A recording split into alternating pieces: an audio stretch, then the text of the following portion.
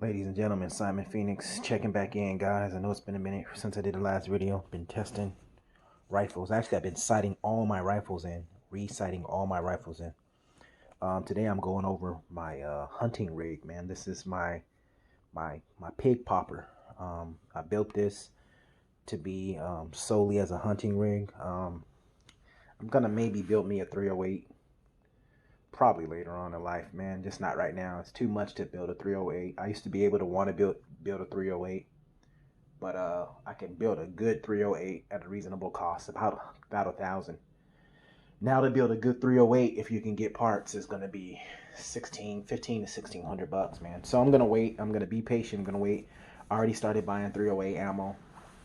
Um, if I can actually buy a 308 bolt gun, I think I'm gonna go that route first and see how I like that. And then if I don't really like that route, I'll probably end up building a 308. But most likely my first choice is going to be the Ruger American Hunter.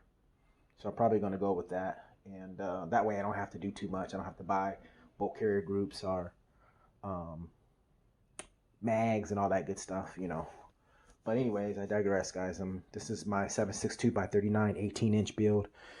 I sighted this thing in on Sunday at the gun range, and I only did it with a red dot because I don't have a scope for this yet. I want to get a 1x8 scope, which is probably going to be a daytime rig. And then when I actually start hunting at night, maybe get some kind of thermal, you know, if I can afford one. And most likely I will. You know, those things are $4,000, $4,500, $5,000 optics, man. But that's if you constantly hunt at night. I don't live in Texas, so I wish I did live in Texas. I would be hunting every night, but popping pigs, you know. But this thing is a beast, man. This thing is extremely accurate. It's extremely accurate with brass because you can only shoot brass at the range. So I'm not sure how it does with steel case. But you know, I'm pretty sure it's gonna work good with steel case. So anyways, what I have on this thing, man, the good old trusted Walker razors, man. These things work very well. Now, what's crazy is they work as ear protection, but they work better when you actually turn the mic on. You don't have to turn on loud. 2 weeks ago, I turned the mic off because I was at the range. You could hear the wind noise at the range. So I turned the mic off and I started shooting this gun, and it was hella loud. So this past Sunday, I shot this rifle again. I shot it with the Ear Pro on, and it actually worked better, which was weird. So, well, it's not weird. That's what it's designed to do. So these things work. These things work magic. You don't even need to double up on the Ear Pro. I mean, you can if you want to. You know, I would suggest that, but doubling it up on the Ear Pro. But these things work very well. These are going to be, of course, my go to war and hunting rig earmuffs. But here it is, man. You guys already know I don't spend a lot of money when it comes down to parts. I look for quality parts at a reasonable price. And when I say quality, I'm talking about stuff that, I mean, it's tried and true, you know. And you guys already know my go-to brand for everything. Not everything, most of the things is UTG. That's my number one brand right there. I'll go Gun Tech on some certain parts. I love Strike Industries for the innovation in the parts they have. Nothing against MAGPUL, nothing against BCM, nothing against MFT. But even before the crisis, even before the plandemic, or whatever you want to call it, and before prices had went high, to me, that stuff was already high. You know, a MAGPUL stock, 75 bucks, man. Just, I couldn't do it. I was just like, nah, I can get this stock for 25 bucks, and I actually like it better. It's a slim profile. So let me tell you about this thing. We got there right now. We just got a muzzle brake on there till we get a suppressor. I'm probably gonna end up investing in at least one suppressor, 30 cal. I'm looking at suppressor, so it's cross between a Helix, OSS Helix. I've been doing a lot of research on that. That one looks good because I don't want any gas back in the face really. Or a Vox, energetic Vox. That one seems like it'll be good too. So it's cross between. I'm pretty sure there's a lot of good ones out there. I haven't done research on them all. Silencer Co, YHM. Those two just seem to be sticking out the most to me. So for right now, I just got a Strike Industries JCOMP V2 on there. This thing is on all my rifles. This thing is a beast. This thing keeps flash down. It keeps the rifle tamed when it comes down to shooting. I mean, for 30 bucks, man, I mean, you really can't beat that for that price, man. This barrel is a DEZ ARMS barrel, 18-inch mid-length gas system. I was looking at the CAT barrels, 18-inch mid-length with the true 311 bore. I think this one has a true 311 bore also. That one was one by 9.5 twists, 1 and 9 twists. This one I think it might be 1.10 twists, but it doesn't really matter. I'm popping pigs with this. I'm hunting coyotes with this. So, and this barrel, man, this is a heavy barrel, but it's lightweight. It is. As you can see, they reamed out some of the metal on there. I don't know why I can't think right now. But it is fluted. That's what it is. It's fluted, and it's lightweight. It's actually lighter than my Bear Creek Arsenal 16-inch barrel, and you can see that's a heavy barrel. This one's definitely a heavy barrel also, but for some reason it just seems lightweight. I don't know if it's this rail. It could be this handguard also. Now this handguard is a lightweight handguard from UTG. This is a KEYMOD version in there. And the KEYMOD's going away slowly but surely. I wish it wasn't, because I do like KEYMOD. I'm not really a big fan of M-LOK. If I have to go with M-LOK, I will go with M-LOK, but KEYMOD is where it's at. This is a 13-inch rail on an 18-inch barrel. I'm not into 15-inch handguard. Some guys are. They want to, extend out. I'm just not. I like to show the barrel. I like a nice, slim, lightweight profile handguard. UTG reflex sight. This thing. This is actually the circle dot. UTG replaced one that was broken, so they sent me this one, and I'm gonna use it for this rig right here. And it's working out pretty good for now until I get the scope on here, the 1x8 UTG scope. Good old trusty Anderson upper and lower, man. Of course, this is the non-forward assist, non-dust cover version. You don't need forward assist. You don't need dust covers. That's just the truth. You don't need it. Some guys want it. I don't know what the fascination is from it. This is an empty mag. There's nothing in the chamber.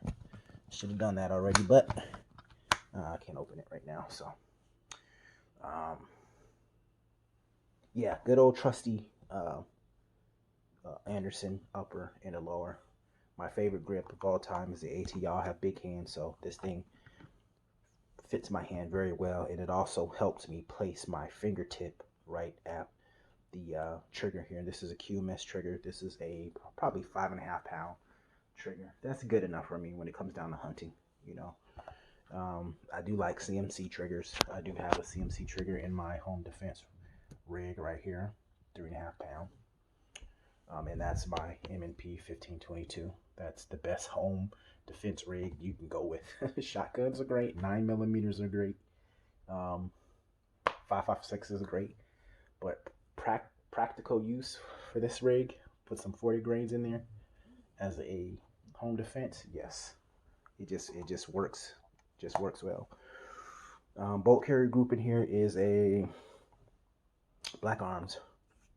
It's a Black Arms Black Rifle Depot bolt carrier group with AIM surplus bolt.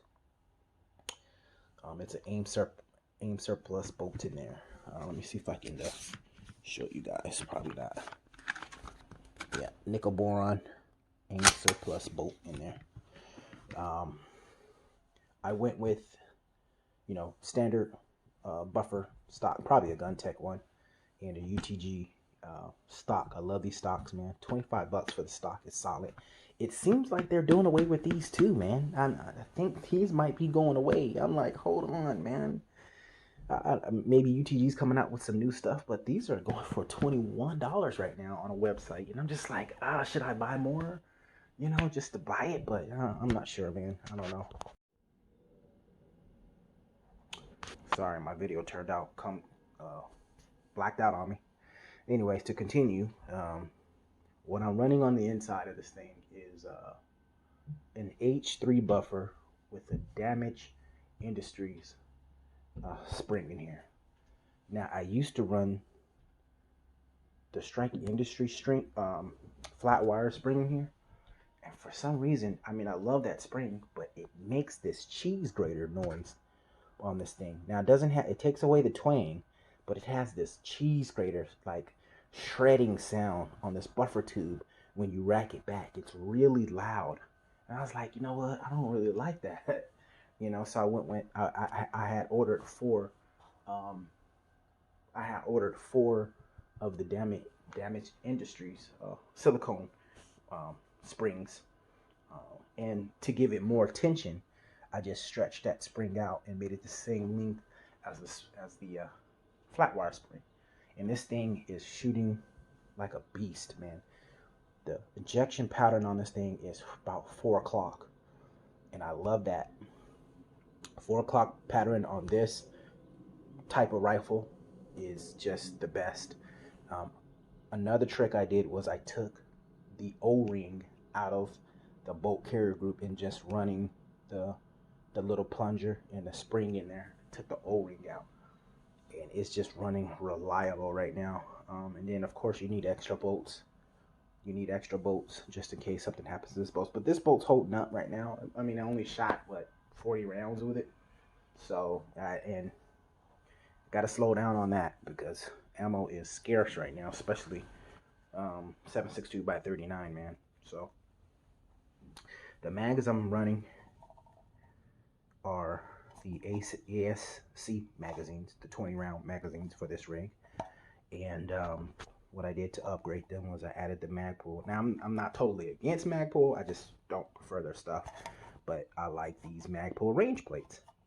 And what that did was gave it a little more tension on the spring. What I did to make these reliable right off the bat was I opened them up, I oiled them up, I lubed them up like crazy. I stretched the spring and I put it back in here with this Ranger plate, so it gives it the spring a lot of attention. Now these are already supposed to be anti-tilt on the AFC. They're supposed to be anti-tilt, but as you can see, yeah, that anti-tilt theory on these things is not that great, but they work. I've tested all 5 of these 20 round magazines.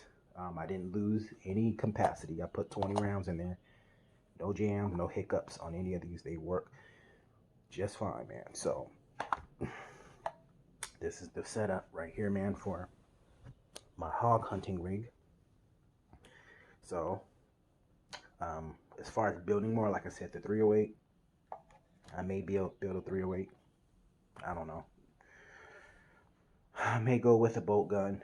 We'll see what happens. But for right now, I'm gonna have to slow down on building rifles just because the industry is just insane right now. This gun market is just dumb. I mean, I haven't never seen it like this before.